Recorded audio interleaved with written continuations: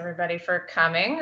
Welcome to the Friday paper session, Advances in Methodology. So we've got three great speakers today who will each present for about 10 minutes, and that'll leave us with 15 minutes to answer your questions at the end. You can go ahead and put your questions in the Q&A or chat boxes in Whova as we go, and I'll do my very best to multitask on my screens here and keep track of everything. Our first speaker today is Paul Johnson. Paul's the VP of Advanced Analytics at the Harris Poll, and he's going to be talking to us about his research on reputation management measurement. So take it away, Paul. Perfect. Thank you. Let me see if I can get this presentation actually shared. Can people see? Yes. Yes. Awesome. So what we'll talk about is isolating factors that are involved in reputation management, and in particular in measurement. Yep, there it goes. So it doesn't take a lot of examples to see that corporate reputation does matter. You have the Uber example where they had a whole bunch of turnover in the upper level management for hostile work environment. You have Starbucks who wanted to train all their employees on race sensitivity. Those type of things do matter, and it will move your reputation. While that reputation matters, sometimes it's really hard to track. It's not like sales. It's not like other hard metrics that you can easily see. And it's a delicate balance between you want to be consistent to measure what you did before to have wave over wave trends and adaptation to the changing marketplace. In this case, many times people will focus a lot on making sure your online sample suppliers don't change a lot, or making sure that the questionnaire design and wordings and presentations don't change a lot. But sometimes market disruptions will come, and if your survey is still running like it was 20 years ago without mobile friendliness, you're going to fall behind the times and get bad data rather than good data. So we walk that line. What we're trying to do in the whole thing is to focus in on the noise, which in this case is the company's brand reputation and over time. And you want to take that signal away from other sources of noise, which are going to influence the scores, but aren't something that we really want to be measuring. Things such as sample sources, general willingness to recommend. One person just is more likely to do that than another person. The type of scales being used, this type of devices being used to rate the survey, all this is just noise. And it's not something we really want to measure as we're going and measuring reputation. So what we did is we fielded a survey this June. It had 9 different online opt-in panels, a sample size of about 840 per sample source. And we weighted each sample provider to the CPS survey. I think it's current. That's gonna bug me, but I'll remember it later. And then we also did it across providers so that we're controlling for the demographics and weighting to the right populations. It's about 10 minutes, and we're only going to focus on one question that happened in this longer survey that was measuring benchmarks. And it was on social media usage. So we had them rate every single social media site up to 5. So you can see the individual N sizes, the ones that are more popular, such as Instagram, Facebook, Twitter, have much higher, YouTube, much higher sample sizes. The ones like Tumblr or OnlyFans have much smaller sample sizes. But what we're trying to do is isolate out the reputation of the company apart from all the other things that are going on. So our fixed effects model and our mixed model effect is we have our company rated. That's the one that we care about. Then we have a few other fixed effects, meaning we're not trying to apply the results to other other elements of these is we have a 2x2 factorial. We have a slider scale versus a normal grid scale. I'll show that, as well as we have the Bain MPS score method endpoints versus the Harris reputation. Both of those were developed in the 70s and have been long-lasting staying power. So we'll talk about going from one scale to the other scale. And then we'll also talk about device types, whether you're using a computer, desktop, laptop, didn't matter, a tablet, or a phone. And we'll look to see which of these sort of things and how you adjust for the effects that occur from there. So that's our fixed effects portion of our model. And we also tested interactions. For the random effects, these are where you're trying to apply the results not just to the ones who are in the survey, but to also other sources or other respondents. And in this case, we're trying to apply the results to all respondents and sort of all online opt-in panels. And the respondents are all inside of a panel, so our random effects have the respondent nested inside the sample source. So here's sort of that factorial 2x2 design that we were talking about. On the left, you can see the slider scales. On the right, you can see the grid scales, which tend to not work as well on mobile devices and they tend to run over. But you'll see how we adapt it for mobile on the next screen. But this is how it looks like on a computer. And here's what it looks like on a mobile device. You can also see the Bain scale goes from not at all likely to extremely likely, recommend, and the equity or the Harris rating for reputation goes from definitely will not recommend to definitely will recommend. So we'll look to see whether those endpoints matter, whether the grid presentation matter, and whether the type of device that you're taking it on matters. So now we get to the results. The first thing you notice is that we have strong signal between companies. It was very, very clear YouTube much higher ratings after accounting for all those other noises that we talked about at a 9.16, statistically significant from, say, the second tier of like WhatsApp, Pinterest, so on and so forth. And you have Twitter and Tumblr, even Facebook sort of towards the bottom of the opinion and reputation scale of what's going on. Great thing is that we have good difference between the companies and we can start to see some signal here. So what about some of the fixed effects that we wanted to take into account? Can we ignore, for example, the type of scale? Well, transitioning from a Harris to a Bain scale will make about a 0.1 difference on the 10-point scale. So that's a very, very small increase if you move to the Harris scale, or decrease if you move to the Bain scale. It's going to be practically identical.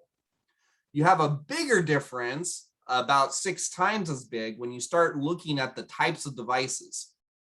People rate things higher on the phone, regardless. And you can especially see that with the slider scale. The difference between the slider scale on the phone is much higher. That's the highest that we saw, whereas tablets just had the lowest in general scale ratings. So what about the sample sources? There's been a lot of talk in the industry about always using the same vendors, and switching vendors creates a lot of hassle, and you want to monitor to make sure it's exactly the same wave to wave. We do see some effects.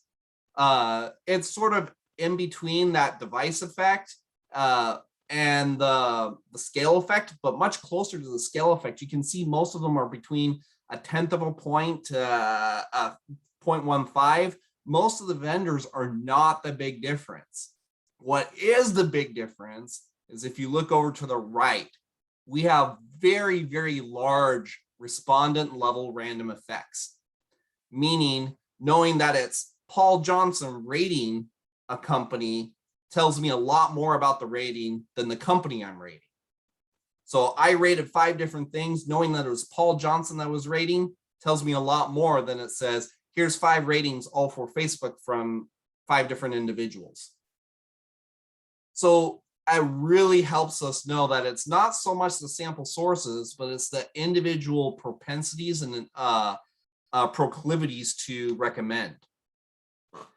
So you look across all the 100% of the reputation across recommendations or willingness to recommend, and you can see 96% of that is random effects. Half of those random effects are due to that respondent. So just that you know it's respondent ABC rating, that tells you 50% almost of the random effects. And the other 50% is random noise that we couldn't explain by what was in the model. Then if you look at the fixed effects, which only account for 4% of the variation, it's dominated by the company. The endpoints that you're using or the scale type that you're using are relatively minor. So what does this mean? Conclusions. It's really good to know that the brand differences between the company are going to trump any device or design effects. So questionnaire design do matter. Don't take that away. And moving from one device to another device does matter. Don't take that away. But just note that measuring across these devices and across these designs, you can still get good signal from companies even switching your questionnaire. Secondly is I was surprised that the sample sources were relatively similar, right? Some of the cautions I would put you is that we did a pretty thorough quality control check on the samples that came through. They had to go through, it was a much longer survey, so 15, 20 minute survey, and they had to pass 5 quality control checks, right? And we also did demographic controls for each of the audiences. So if your panels are skewed demographically, or if your panels are giving you bad quality data, that won't apply to this. But if you screen out those, then you're probably okay switching from provider 1 to provider 2. You're going to have minimal effects. And then lastly, scale use or propensity scores are much better at controlling for these latent effects that are creating noise in your reputation rankings. So if you were going to do anything to sort of control wave over wave and sort of standardize it, I would recommend it on, say, how likely are you recommend a company in general or recommend a social media company in general? And use something like that to control wave over wave to reduce the amount of noise that you're seeing in your reputation rankings. And I'll stop it there. Thanks. Great, thanks, Paul. Feel free to put any questions in the chat for Paul, and we'll get to those at the end. And our next speaker is Austin Pettis. Austin is an associate research scientist with Momentive, and he's going to be talking about some findings from a recent ballot experiment that he launched during the California recall election. Austin?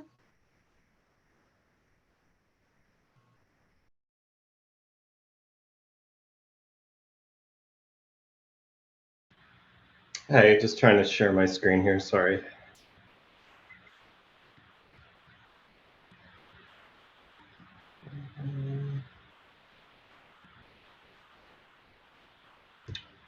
For some reason, it's not letting me share my screen because I'm not granting access to screen recording. Sam or Aaron, do you want me to pull up the slides here? What's best? If you have access to that and you don't mind driving for Austin, that would be great.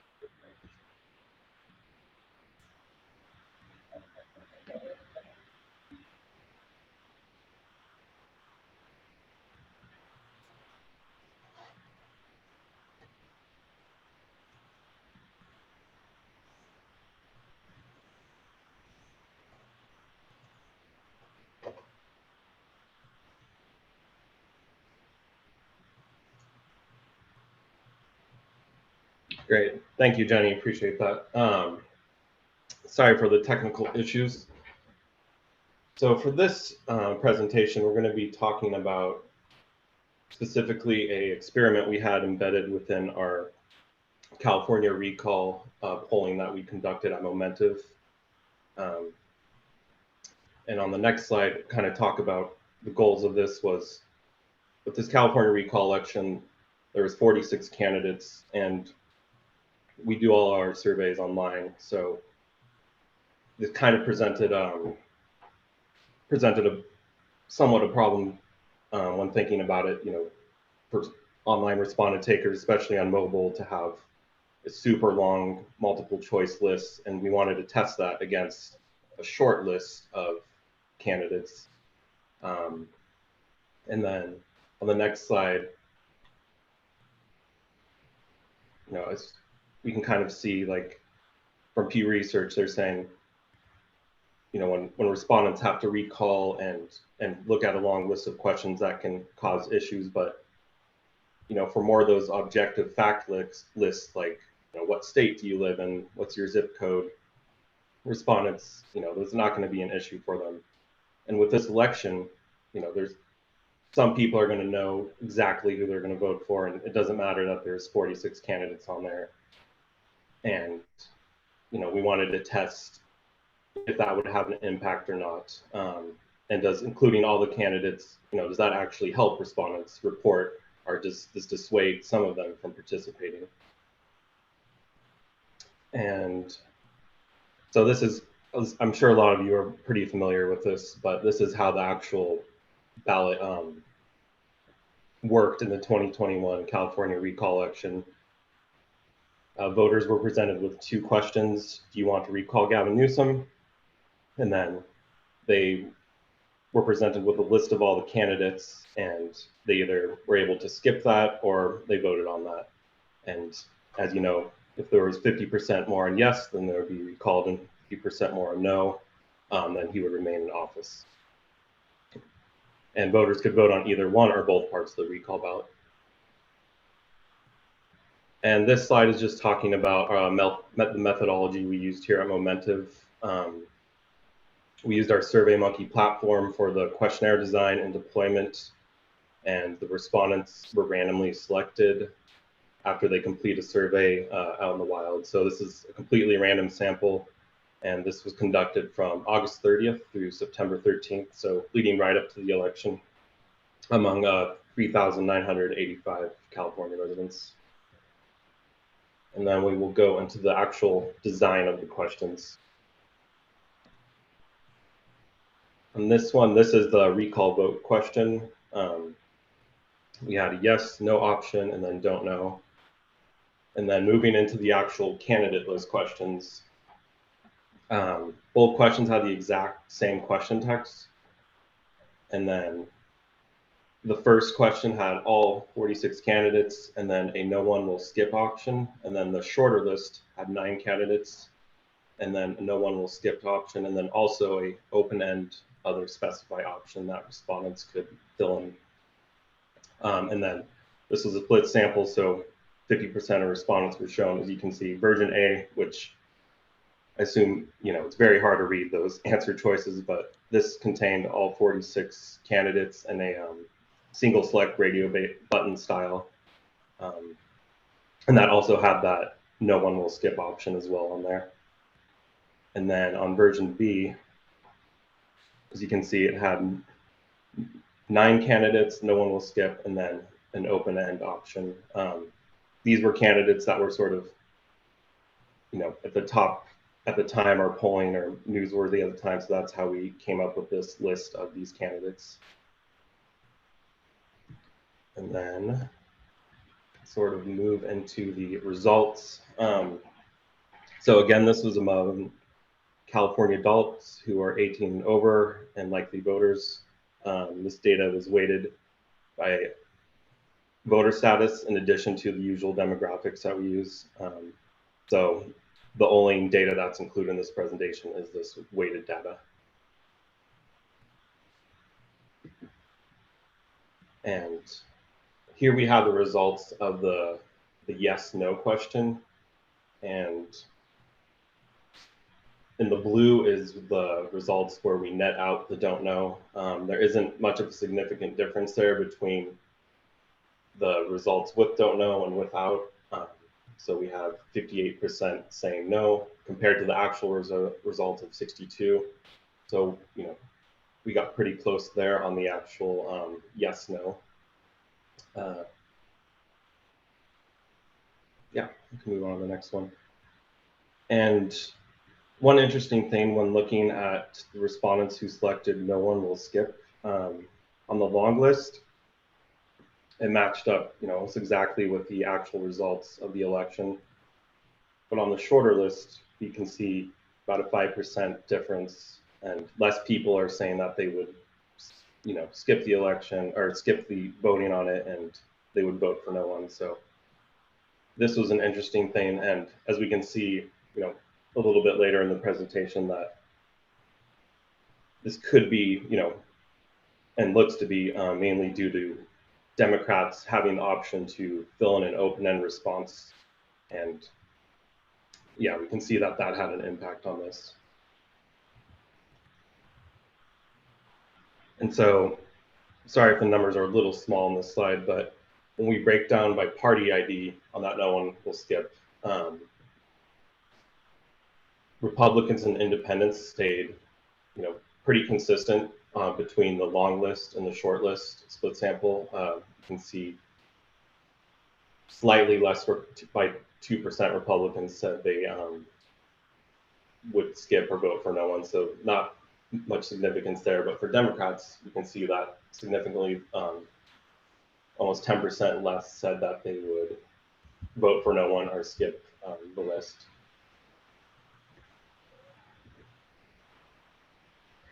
And when looking at the actual results of the candidates themselves against the real world results, the long list seems to have performed a bit better here. As we can see with Larry Elder and some of the other candidates here are really matched up really closely. For the Democratic candidate though, Kevin PAPOR, on the longer list, he only got 7%. But on the shorter one, he got 23%. And this is mainly due to Democrats sort of concentrating those who actually selected a candidate, concentrating all their responses on this one Democratic candidate they saw on the short list. And, something really interesting to note too is Democrats filled in open-end other specify at a high rate at 26% on the short list compared to only 3% of Republicans.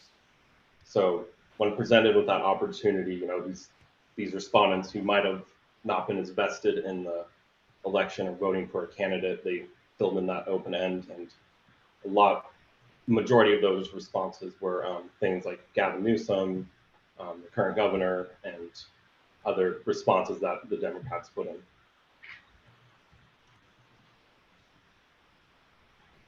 And yeah, now we will sort of move into the conclusions from this study. When respondents are presented with a longer list of candidates that more resembles the actual ballot, they responded well to that.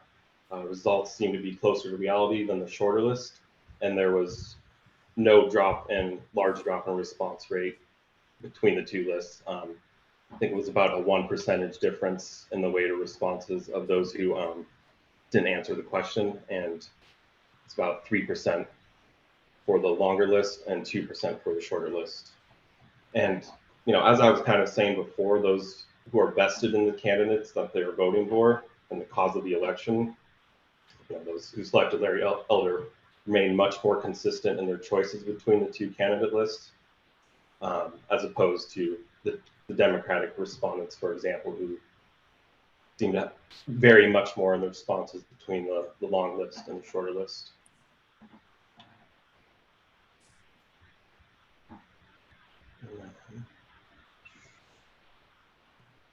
And then, was there one more slide on there?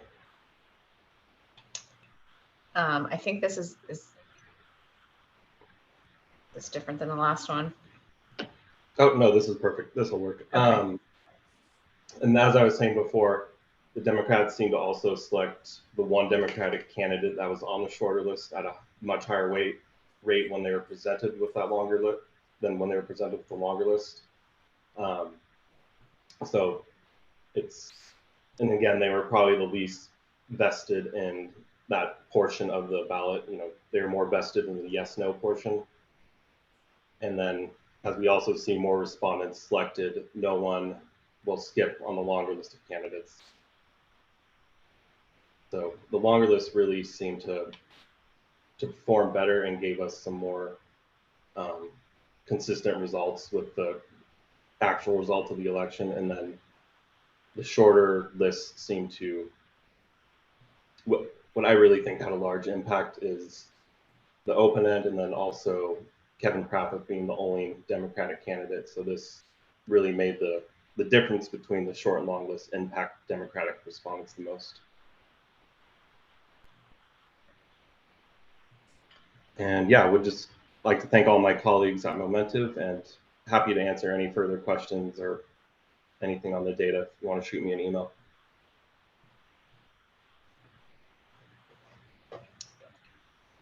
Great, thank you so much, Austin. All right, our next and final speaker for this session is Skylar White. Skylar is the CEO of Unum AI, and he is also the first place winner in PAPOR's annual student paper competition this year, and the first participant in our newly launched student mentorship program. So Skylar will be presenting his winning research today that focuses on using Google searches for election prediction. So congratulations again, Skylar, and the floor is yours. Thanks, Jenny. It's nice to be here. Are you looking at my presenter view, or are you seeing just the slides? See the slides. Yeah, no. Slides, you're good. All right, awesome. Well, it's been really nice to attend my first PAPOR and meet so many of you, and thank you so much for this opportunity, to the competition committee and Paul for his mentorship in particular. I'm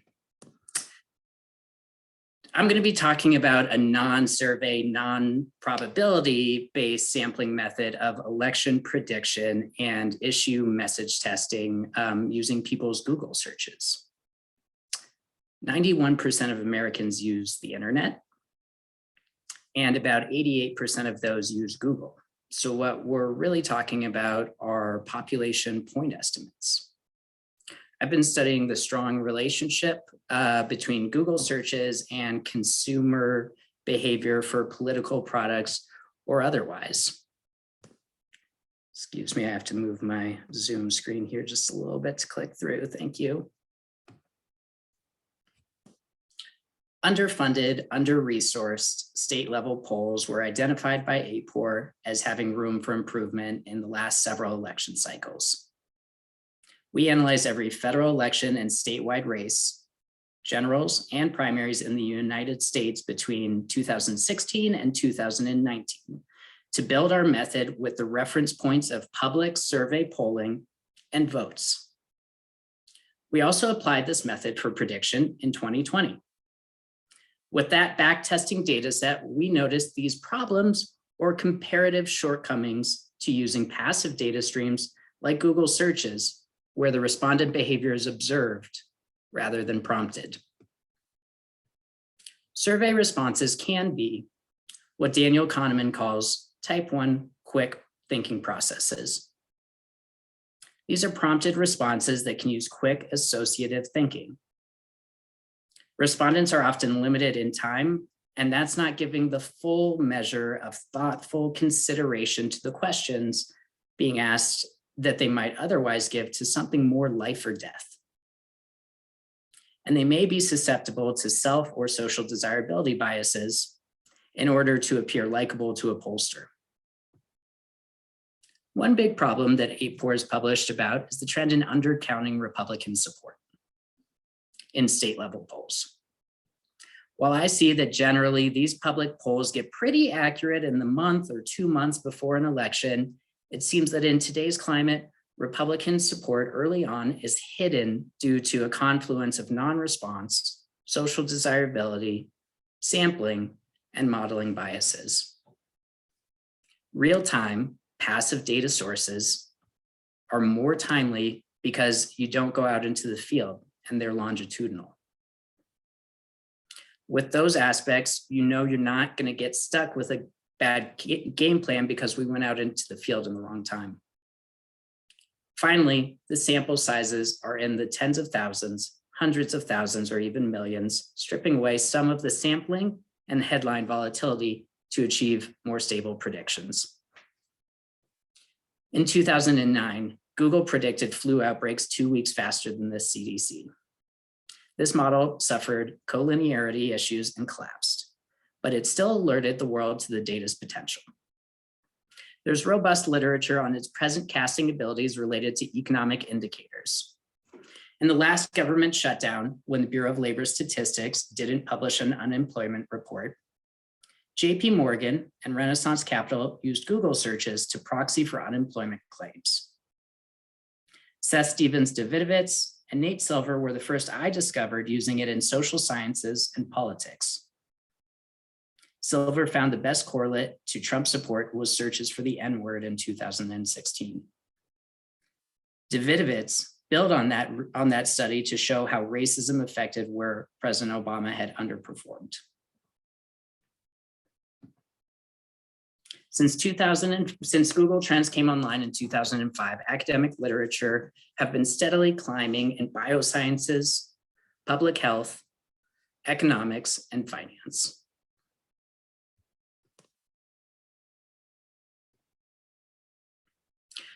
The Google searches for candidate A versus candidate B is the central component or building block of our predictions, just as the central component of survey predictions is respondent answers. Survey polling alters the original raw values of the responses to make their polls more representative and accurate. We alter our search values consistently to account for three phenomena: party loyalty, incumbency, and scandals or irregular events. Once those are factored into a prediction, the Google Trends search data accounts for voter support and enthusiasm. The searches for a candidate generally reflect support. They reflect people trying to donate, to win an argument, or to find a news article on someone they've heard about the weekend before Election Day. Generally, it's quick research to become an informed voter. People don't research both options in a race equally. They start with the option that they may have a leaning or a preference for from some prior exposure or recommendation. Most people like what they see on that step in the process, stop researching, and do not research the other candidates in a race.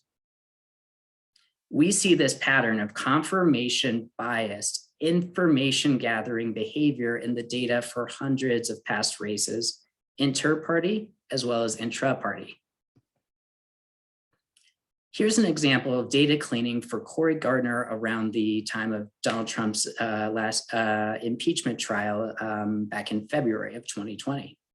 And we can see a huge spike that does not necessarily correlate to support for Cory Gardner.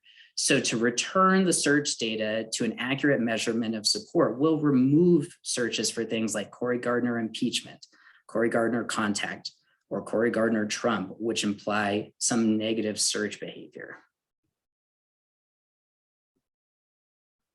And here's the cases that worked well incorporating Google search data. It's really the bread and butter for us is congressional and state level, as well as being a really great prospecting and scouting and early indicator tool.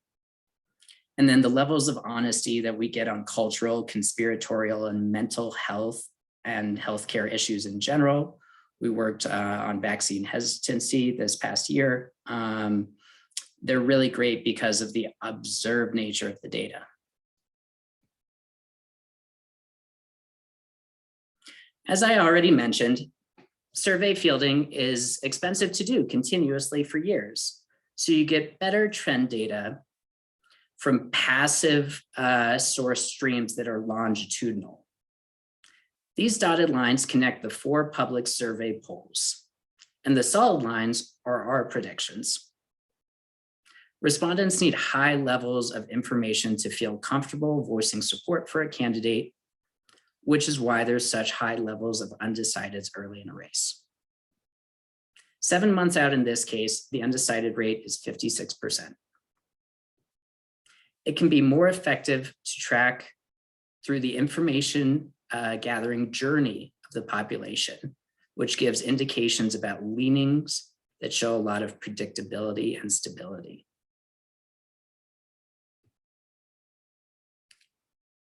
This is a very large data stream of millions of searches. So there's less volatility compared to the relatively small sample sizes in tracking polling. We roll our data. Usually each day's prediction is the sum of the past 30 days searches for each candidate, but that varies by level.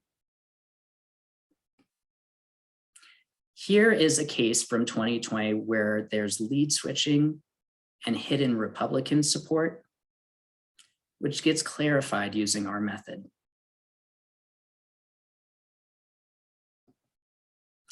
In this case, there's no public poll at any point in time that comes as close to the true number for the winner, Steve Daines, at 55%, as what we predicted. There's lead switching in the survey data that indicates some hidden Republican support when we show Daines winning the entire time. And here's the limitations. We can't go hyperlocal because we lose signal with lower search volumes. And we can't do presidential because those candidates become household names that don't need to be searched.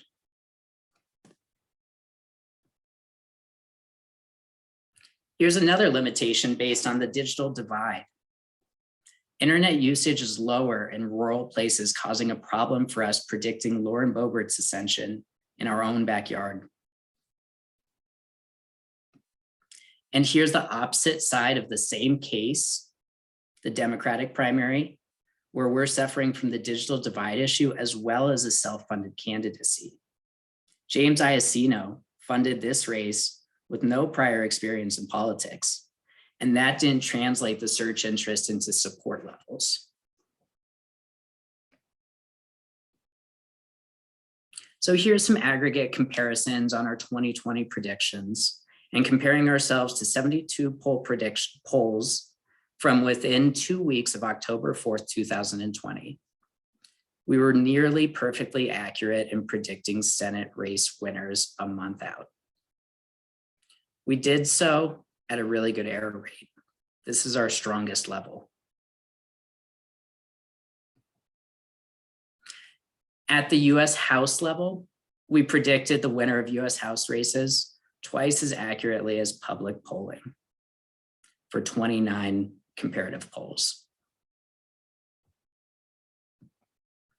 When broken down by geography to look at suburban races in 2020 at the US House level, our accuracy in predicting the winner was 5 times as accurate in those 6 races.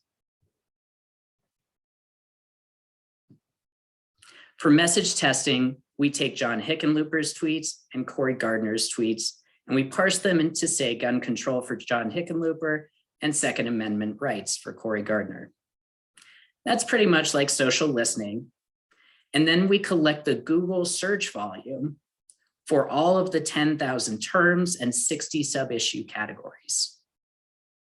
Then we linearly regress the changes in searches for issues against the candidates' polling numbers to identify the topics that are helping and hurting them. This is just the highest level view of these model issues, of these issue results, but it branches out into statistical significance tests for all 60 issue subcategories. Our demographic analysis is based on demographics and differing search patterns between geographies. It works well, but it does not work well as survey demographic cross-tabulation.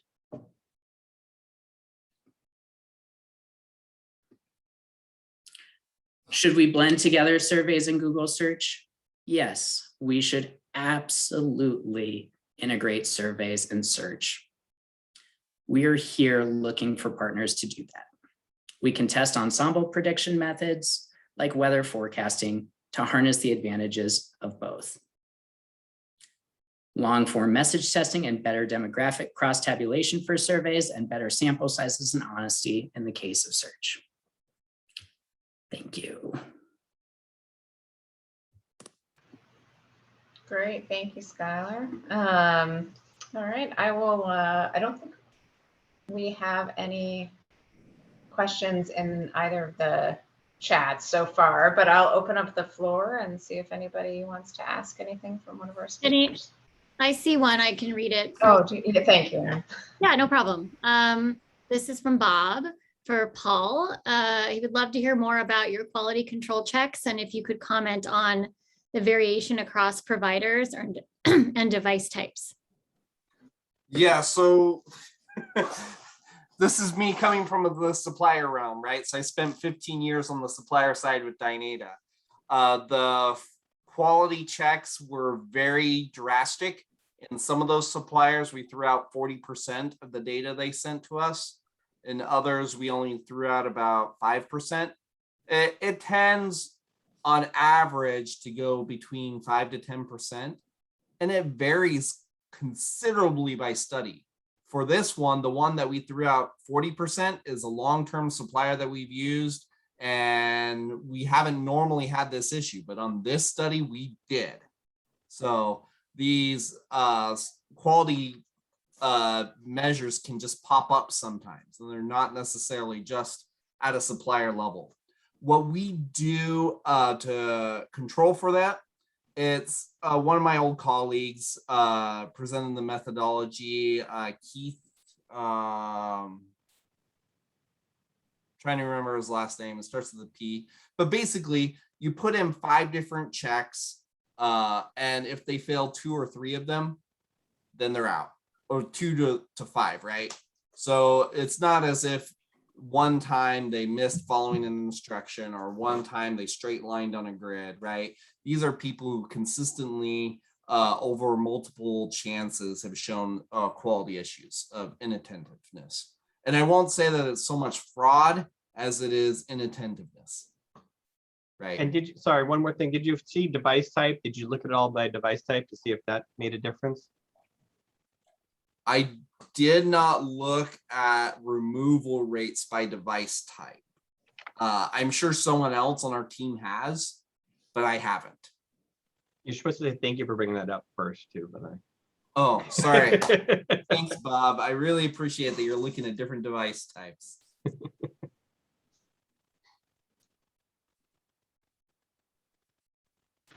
Great, thank you. Any other questions from the audience?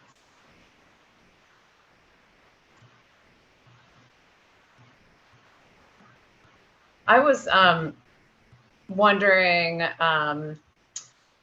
Paul, if you could, I was interested in the device type findings as well, because they were just so dramatic. And I was wondering how you've thought about, or whether there's a way with your model to sort of decouple the impact of device type from the sample composition that's associated with a device type, and any sort of underlying factors that differentiates an old white male who uses a smartphone versus an old white male who might do it on a desktop or something. Yeah, so that's sort of what the mixed effect mode is doing. So for the demographic shifts, what we did is we weighted it so that they're sort of identical, right? And match population norms. So we didn't put the demographics in as control variables, but the mixed effects model, that's what it's doing, is saying here, after I control for this person is just a jerk and gives 1s and 2s, and after I control for, hey, this sample supplier is a little bit this way, a little bit that way, and after I control for, hey, this Facebook just got more ratings on mobile phones, here's the results. And now those are those means that I provided afterwards for the company means after adjusting for all the others.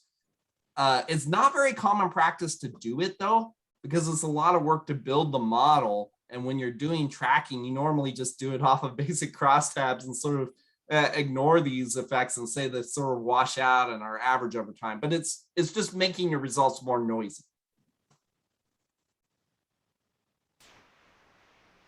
Great, thanks. Any other questions?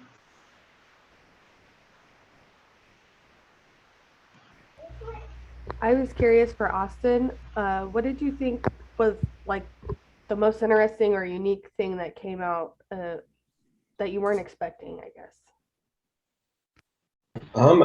I think what was most interesting to me, at least, was seeing the difference for Democratic respondents on the long list versus the short list split sample, and kind of seeing how much they gravitated towards filling in that open-ended response option at a higher rate, which I think impacted, them saying they would actually, skip or vote for no one less, when in reality that wasn't them putting that open end. Is kind of, I think, them just wanting to state their opinion and who they would want, even though they're not, on the ballot. So yeah, I think the impact of the open end was one of the most interesting things for me. Hey, Austin, a real quick question. Did you test like one of those screens where it's an auto suggest, where they start typing and then you say, hey, here's an option? I think you guys have that availability, right? Auto suggest. Like autofill, kind of, when they start typing. Yeah, an autofill, because when I have a list of 61s, it's really helpful. And it's one of the things they suggest, where they just start to type and then the ones that are close to it will come up, as opposed to having to scroll through the list, right? Mm-hmm. Yeah, I don't think for this particular one that that feature was there, because yeah, that's one thing I was thinking about, especially on a phone, like for super long. Don't want to scroll through 60 names, yeah. Yeah, and with that radio button single choice style, that's not very mobile friendly. So that is something else that surprised me is, the response rate was not really different between the two. So that was interesting.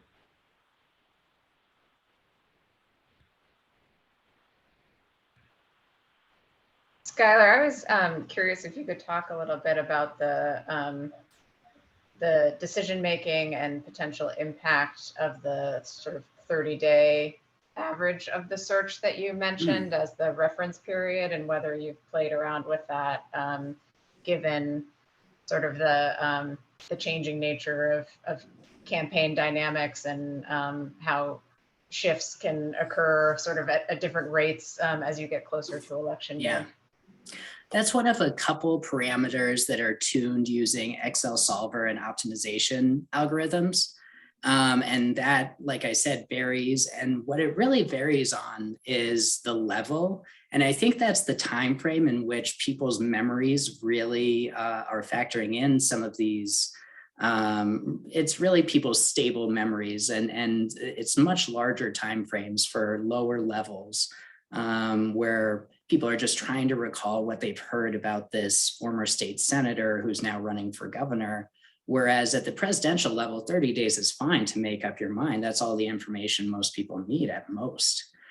So that 30 references some of those higher levels, and then they're optimized to be the right time frame of memory, I think of it as there. And so that's how we came up with those. And the other thing that we used optimization to configure was the contribution of the party allegiance factor, which is the last two elections at that level and that state's turnouts. And so that can vary from being 50 to 75% of the prediction, depending on the presidential or Senate or any other level. And that's how we built those. Thank you. I think, Erin, we're right up on our time, right? You're perfect. It's exactly 12:45. Excellent. All right. Thank you so much for that talk. Yeah, we can turn off our mics. Yeah, and clap for you guys. That'd be great. Thank you guys so much.